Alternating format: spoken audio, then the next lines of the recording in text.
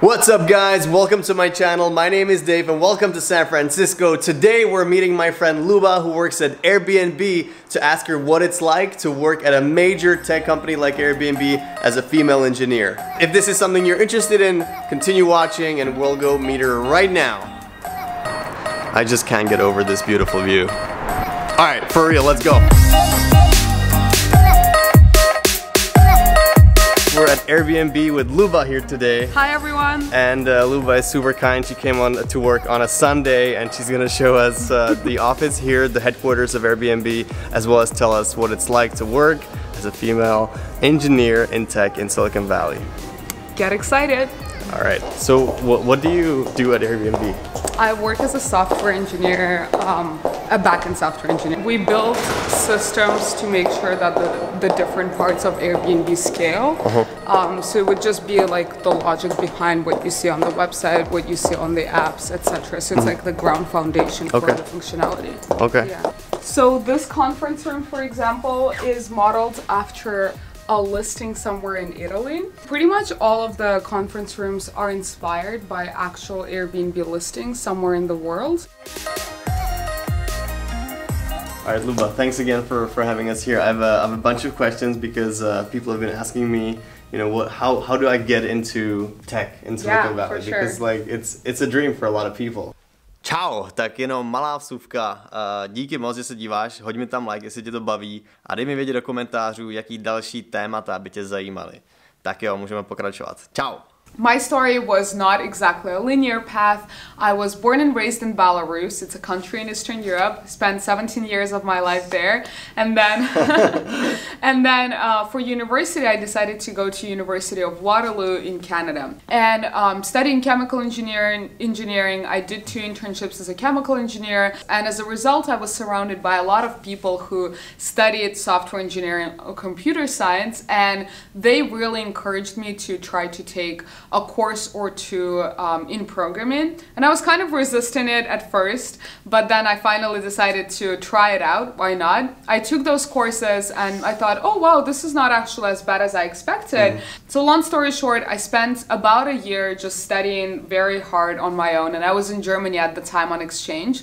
And as a result of that year, I ended up getting an internship as a software engineer at Yelp in San Francisco, and that kind of paved a really good path for me to come here full-time afterwards. Yelp versus Airbnb? Which? That's an interesting question. I would say I've worked in Yelp quite some time ago. It was, I think, 4 years ago now. But in general, at the time, because I actually also interned at Airbnb 3.5 years ago, that was like also why I decided to come here full-time, because I really enjoyed my internship. But on that from that internship perspective, Yelp or Airbnb, I really liked Yelp. I think it's a great company, great people working there. Why I decided to come to Airbnb is because Airbnb was a bit of a less established company at the time, and there was a lot of excitement around what we're gonna be, what we're gonna do, and that energy of excitement really, you know, brought me back into Airbnb, because Yelp was already a publicly traded company. Yelp has a very solid, very definite mission of what they're doing. So it seems like more stable, and Airbnb is obviously very stable now, but like at the time of my internship, I just liked the excitement of, oh, what's gonna happen? You know, we're like still on a journey to become who we are even now. So I decided to come back. Do you ever have any situations where people would make any misconceptions and stereotypes about, you know, female engineers? Like, do you ever face anything like that? I have sometimes people stereotype when I'm at career fairs or conferences, and what that means is, you know, companies sometimes send employees to represent the company, to like answer questions for people who are students, let's say, or people who are looking for full-time work at a career fair, and people always assume that I'm a recruiter. And I think that's because one, I'm a female, and then 2, I'm very outgoing and talkative.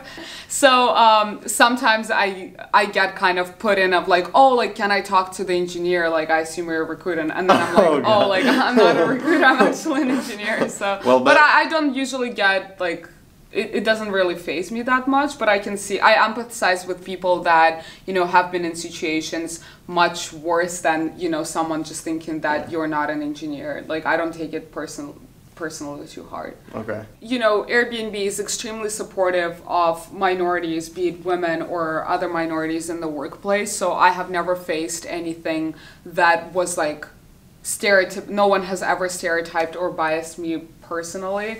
And I would say just in general, the people in the company are extremely supportive of the fact that there are not that many female software engineers or just women in STEM, and we do a lot of stuff to support this cause specifically. What are tech companies here, and you can use the example of Airbnb, doing to attract female tech engineering talent? From what Airbnb is doing specifically, we, as I said, support a lot of causes related to women in tech, women in software engineers. We donate a lot of money to charitable causes related to this issue. We have programs with companies like nonprofits like Girls Who Code. For example, just super recently, this past Friday, I was on a panel of this organization called Code Nation, where they brought in girls in high school that are really interested in programming to actually speak to, you know, female software engineers at Airbnb, and for us to tell them our experience for how we got into tech, you know, what is it like to be a woman software engineer, and like what problems we're dealing with. So we just like expose ourselves to a lot of opportunities that allow us to encourage other people in the industry, no matter what their age is, to come and like not be afraid that, oh, if I'm a girl, I can't do this. We're actually trying to do everything we can to encourage people and like show by and lead by example of our female software engineers. Okay. Yeah. What should you do if you do want to get into a company like Airbnb, or you want to start preparing for this career? If you want to learn something, there is a ton of amazing online resources to learn to code. You know, just bringing the idea of learning to code is a very popular thing nowadays, and that's why there is a ton of resources. I would personally recommend Code Academy. It's extremely interactive. It sucked me into programming because as soon as you type something in the computer, it just like shows that thing on the computer right away, so you have direct feedback. I think that's really awesome.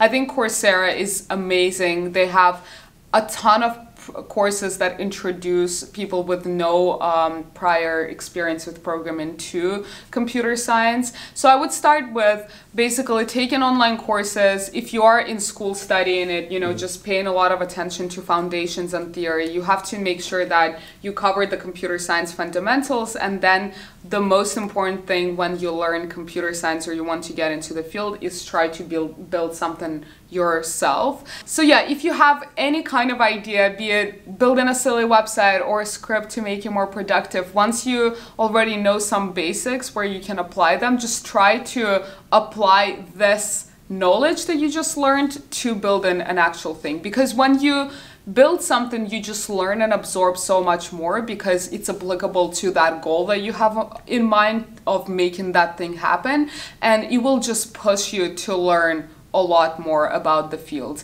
Besides that, if you're in university or high school, or even if you've already graduated, doesn't matter, I would highly recommend you to try checking out hackathons. Hackathons are an amazing opportunity to meet other developers and to also work on building a real project.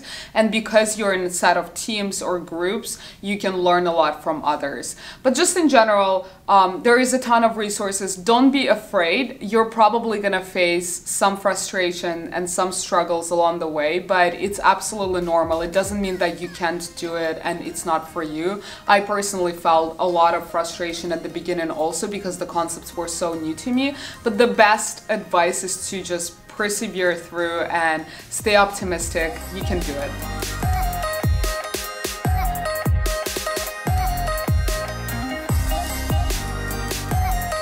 Luba, thank you so much for having me here at Airbnb.